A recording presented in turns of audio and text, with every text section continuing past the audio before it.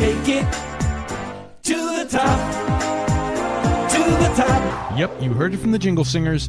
This is Take It to the Top. My name is Richie Phillips, your resident rhymer and interviewer here on this fun little venture called podcasting, something that I'm really kind of still new at, although podcasting isn't really that new, but it is booming. According to Apple, they reportedly register 1,000 podcasts every single week.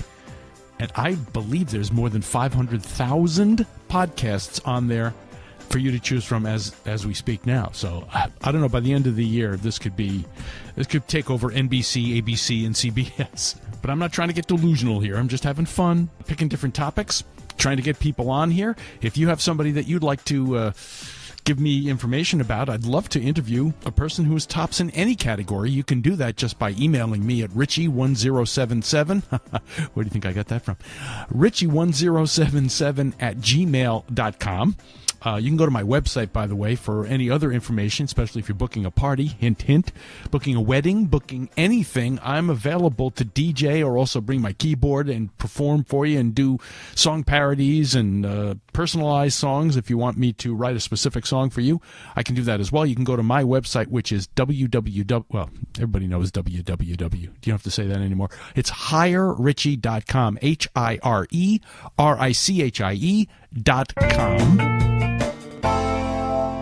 So for this episode on Take It to the Top, I decided to do Top Town. And there are many top towns in the capital region, so I think we can do a lot of these. I want to write a song about a town. Thought about it. What town is being talked about the most this time of year? Well, it's not really a town. It's basically a city. But I went with Saratoga. And I got on a Facebook page, a Facebook group page. You Know You're From Saratoga When is the name of the group. And I posted on there that I'm thinking of writing a song about your town, if you can give me some information. And I did get some responses. Would have liked to have gotten more, to be honest with you, but what the heck. For the first one, I went with what I had, and this is what I came up with. Here's the song. How you like it so far? Eating pizzas down at Fusco's. Remembering the rafters, what a place. I remember that place. Donahue candy and tobacco. Starbucks department store puts a smile upon your face. That's why my Facebook friends love Saratoga. Memories old and new. My Facebook friends love Saratoga. That's why I wrote this little parody for you. Track season's quite exciting. Karen Gatto loves Broadway Square. Sean Mansfield sent a picture to me of Donald Trump. And Marla Maples and Mary Lou were also there. Really? We love Saratoga. Memories old and new. Oh yeah, we love Saratoga. That's why I wrote this little parody for you. The fall. I have to mention Melody Kimball. She says she wants concrete proof. You can't blame her. She says, can someone please answer this for me? Once and for all, does City Hall have a copper roof? Tell the truth. We love Saratoga. Come on, everybody. Memories old and new. We love Saratoga. Everybody. We love Saratoga. I got one or two more verses for you. Rihanna Stallard's on a mission to save the trees in Congress Park. Hey, has anyone seen Matt Chinian? He's the one known in town for his awesome art. Oh yeah, we love Saratoga. You know it's true. Yes, we love Saratoga. And now my parody is through. That song, by the way, you're listening to the audio from a video that I did. If you want to see the actual video, that is on my YouTube channel, or whatever you want to call it, at Richie Phillips. So if you just go to RICHIE Phillips, PHILLIPS, you'll find the video for that. If you also go on my Facebook page, you'll see the video link for that as well. And I'll have all the information, all these website links and Facebook links and all this kind of stuff in my show notes at the end of this episode as well, if you want to look for that. Continuing on the topic of Saratoga, I'm going to be doing an event on August the 14th at the Saratoga Library honoring a woman named Jean Stamm. She's a former assistant director of the library. She passed away, I believe it was last year or the year before, and they're doing a tribute to her and featuring some stories about the very famous Saratoga Lakehouses, a subject that I know precious little about. The Saratoga Lakehouses, as I Wikipedia'd it, I guess they're a group of nightclubs that were on the east side of Saratoga from the 1920s through the 1950s, and it was during the Prohibition era as far as, not allowing alcohol, but they were sneaking the alcohol in and sneaking some very famous celebrities who used to come up there and perform, including Jimmy Durante and Desi Arnaz and Bing Crosby. So these were these secretive illegal clubs, and that's about all the information I can tell you, but I do have a gentleman on the line who seems to know a heck of a lot more. In fact, he is actually part of this event as well. So yes, on the line, I'm really lucky to have him on here. We have Stuart Armstrong, and he is the expert in this particular subject area. Hello there, Stuart. How are you? I'm very well, and how are you? I'm doing fantastic. Now, we're going to be doing an event on August the 14th at the Saratoga Library. And you are going to be there, or are you just doing the background work? I am just doing the research. I have a feeling I won't be able to be there, but I'm at least helping with the research end of it. Okay. So you're helping with the research of the Saratoga Lakehouses. Now, how did you become an expert in this field? Well, I became interested in them quite a long time ago. Back in the 70s, a good friend of mine, his family actually ran Riley's and owned Newman's Lake House. Oh, wow. And I got the beginnings of the stories back then and how glamorous they were. Mm-hmm.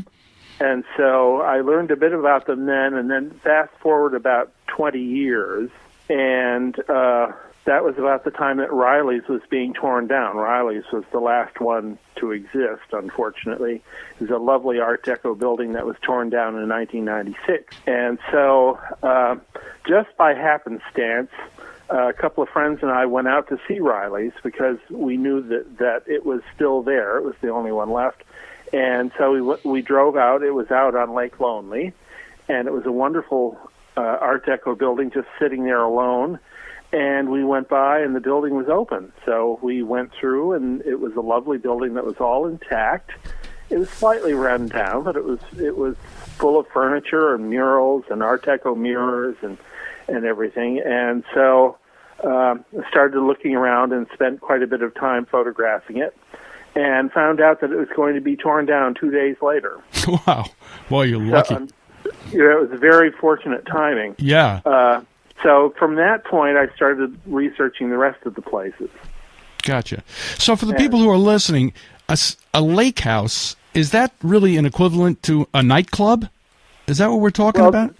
They were nightclubs. The reason they were called lake houses was that they were near Saratoga Lake. Right. They weren't exactly on them, but they were back in the 19th century. They were called roadhouses.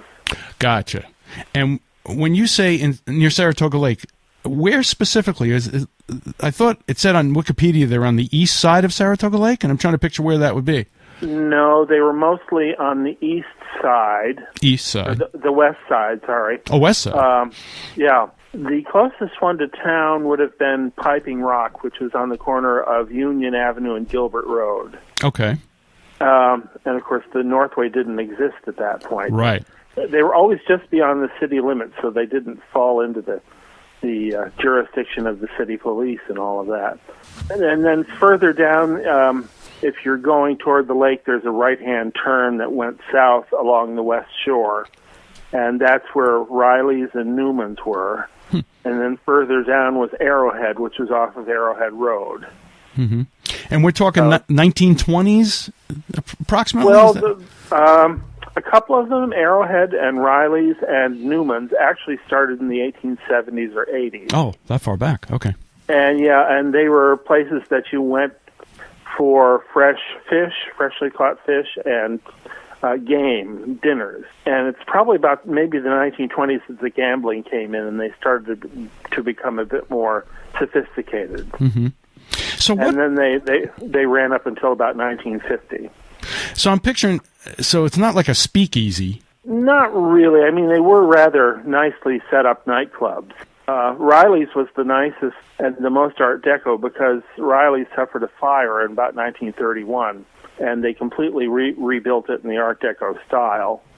The others sort of were constantly refurbished and redecorated. They were always advertising in the newspapers that they'd been newly redecorated. So, mm-hmm. And how did these stars that ended up coming up there, how did they know about them? I guess just through the grapevine, huh? Well, there were ties to the nightclubs in New York. For instance, in the early 40s, Piping Rock was tied to, what's the name of it? Copacabana in New York. Oh. And so when August hit New York City, all those places closed down. So for a couple of years in a row, the Copacabana sent their floor show up to Piping Rock, and they were managed by the same people. And did the Copacabana have financial interest in these places, or they just managed it? I don't think so. No. I think beyond the entertainment, I don't think so. I could be wrong, but I'm not exactly sure on that. Mm-hmm. So was Bing Crosby? He came up here? Yes, many times. Wow. He started out, he came up to be with Paul Whiteman's orchestra in 1930. Mm-hmm. And he was just a singer with Paul Whiteman's orchestra back then. And that year, Paul Whiteman had a very large movie that came out called The King of Jazz. And while he was playing at Arrowhead for the season, they had the premiere of the movie at the Congress Theater on Broadway. Huh. And so while they had the premiere, Paul Whiteman and Bing Crosby and all of them came to the theater and entertained. It's fascinating. So that was a pretty big deal. Yeah. But he liked it here, and of course he had a huge interest in horses, so he came back many, many times. So most of these stars were at the beginning of their career, like Jimmy Durante and how about Desi Arnaz? This was before their TV show, then, right? That's correct. Yeah. Yes, he was with Xavier Cugat's orchestra. Uh-huh. And that was he was the drummer for them, and they were here about 1936 or 37.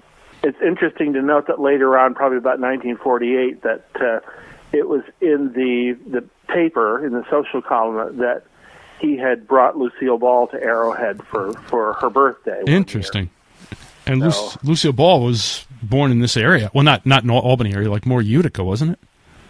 She was she was out toward Jamestown. Jamestown, no, you're right. Yeah. You're right, Jamestown, right. But I knew she was. So. Yeah. Very fascinating. And I was also reading, too, that the police who were supposed to be watching these clubs and monitoring them for the alcohol and everything, they were kind of in on the action. Exactly. Things were not spoken of, I think. Right. That's the way to say it. A lot got past their eyes. They were looking the other direction.